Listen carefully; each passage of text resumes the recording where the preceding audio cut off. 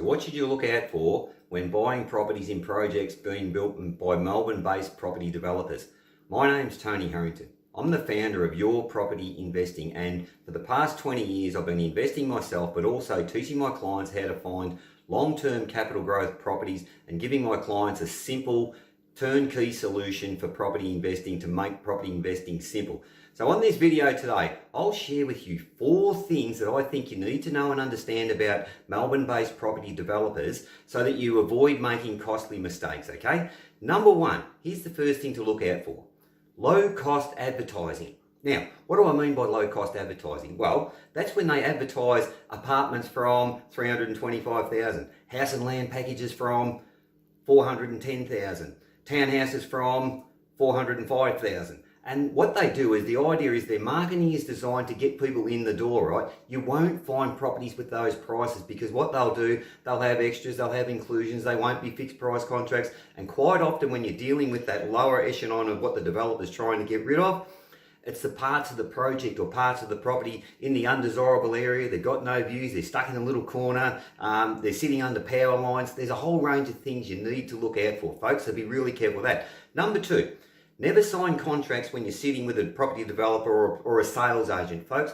Always take the contracts away, get them vetted. I find and source all the projects for my clients and all the properties for my clients. We don't get in sales offices and get caught out buying stuff that you get all emotional about, folks, okay? So that's number 2.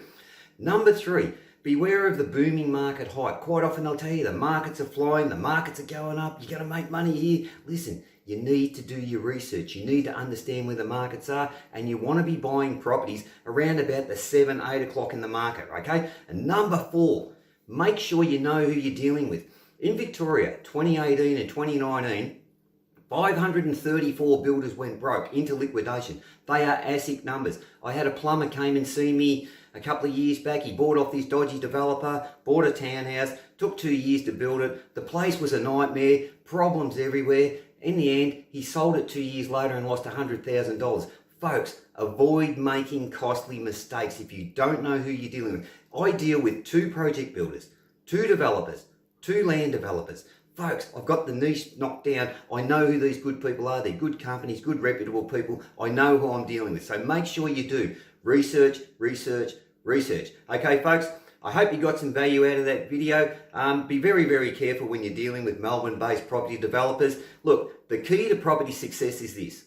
Research, research, research, and get the right team around you who can help you make the right decisions so you avoid making costly financial mistakes.